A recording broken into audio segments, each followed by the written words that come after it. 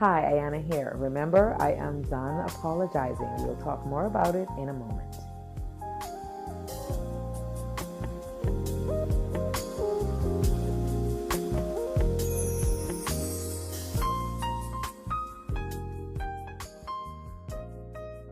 So, I have titled this series, I Am Done Apologizing. One of the things we're doing is we're taking a very personal walk into my bout with depression and some of the steps that I took in order to get myself healed. I'm doing it in an effort to be transparent with you guys, but also to let you know that if you are having these kinds of thoughts, if you're having these types of feelings, then you too can seek help. There are some things that we won't be able to pray away. There are some things we won't be able to fast away. There are some things that we're going to have to get outside help with in order to truly move forward with our lives. I found that to be the case with myself when I dealt with depression. And so one of the steps I took was to seek counseling. Another step I took was to begin empowering myself and give myself permission to do the things that I could do. I found out through counseling that one of the things I was doing was making apology for some of the things that I did, and I did very well. You may ask, well, how did you allow that to happen? Let me give you an example. One time I was out with a few friends, and one of the persons who had the table at the time, they kept talking about how they started cooking and they were using a Chinese cooking pot, and they just kept saying Chinese cooking pot. And at one point I got so tired of it, I was like, do you mean a wok? And that may seem very small to you guys, but I'm the type of person who I know a lot. I know a lot of words. I'm in love with the English language because I believe communication is the key to any type of connection. But the person looked at me as though I was trying to be all suchy much.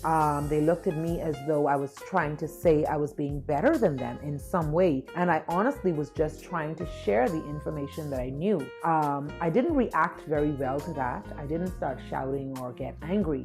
But what it did was it caused me to retreat into myself and start figuring, well, maybe people don't care that you know stuff. Maybe people won't celebrate that they could learn things from you. Maybe people won't appreciate that you're not trying to keep everything that you can do to yourself, but you're trying to share it with them. And what it did was that it caused me to look at myself in, I guess, less than a positive light.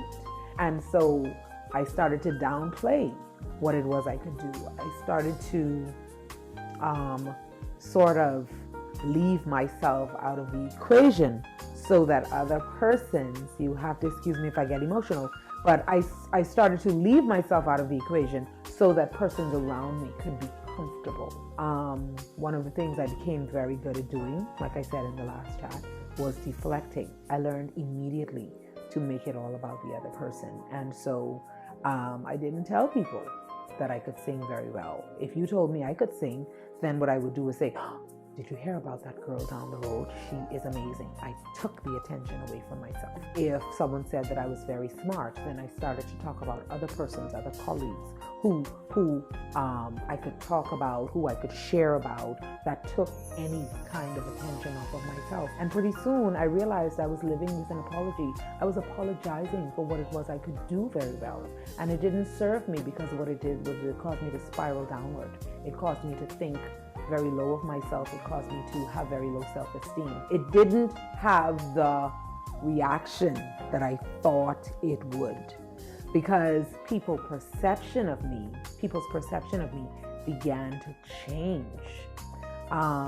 In our last chat, I said that what I would do was stay away from public view, apologizing, because I'm pretty good in a crowded room. I know how to make people feel comfortable. I know how to, get people to relax and just be themselves and have fun. But because I kept myself away from the public eye, then people started saying that I was selfish, instead of understanding that I was trying to be as selfless as possible. I said that I became a very good listener during my bout with depression. It was an effort to take attention away from me and put it on other people. People perceive that as me being nosy and wanting to know other people's business. I said that when I did have to interact with persons, then I would limit it. People didn't see that as me just loving to be by myself, though. They started to call me arrogant.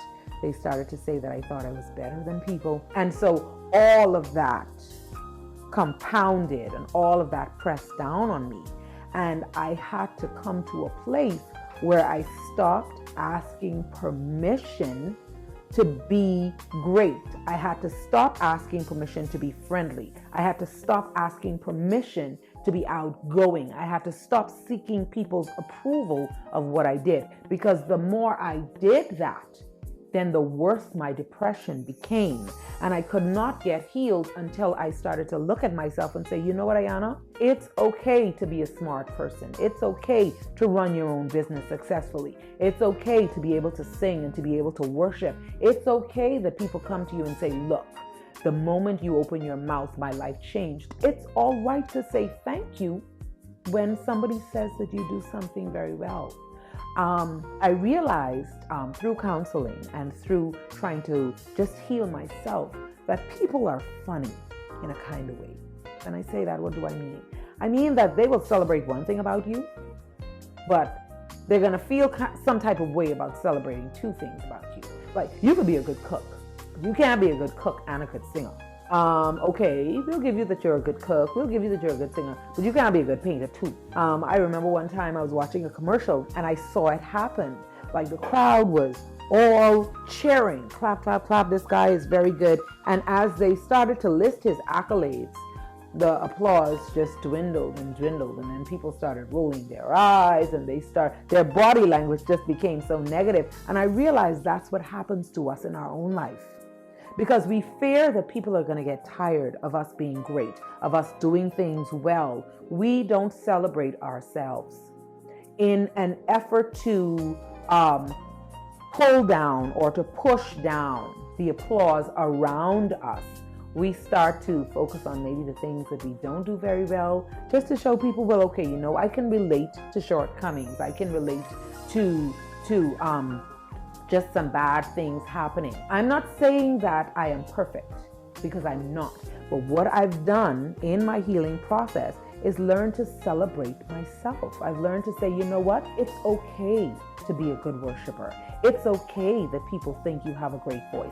It's okay that people know you are a good teacher and a good tutor.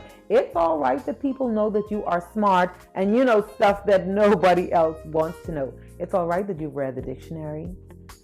It's all right that in order to relax, you sit down and you work calculus problems and trigonometry. Yeah, I'm that kind of smart.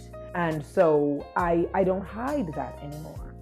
I remember there was one time I did worship at a church and someone came up behind me and they said, you know what? I think that worship in this place is going to go to another level. At that moment, I wished that the ground would open up and swallow me, because I knew what would come after that. Oh, she thinks she's so this and she thinks she's so that. And that may be happening to some of you out there. One of the things I want to pass on to you in this same chat right here is never apologize for what you do well.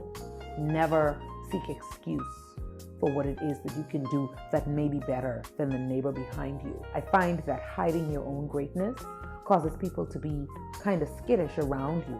And if you can't be celebrated in the circles that you're in, then, my dear friend, you are in the wrong circle. Celebration ought to be reciprocal. Celebration ought to be reciprocated. There ought to be some give and some take in celebration. You can't be the one receiving celebration all the time, but you can't be the one giving celebration all the time either. One of the things I want to leave you at the end of this chat with is, remember, if you are not seeking approval from people, then you don't need their permission to be great. You can be great all by yourself. God bless you this week.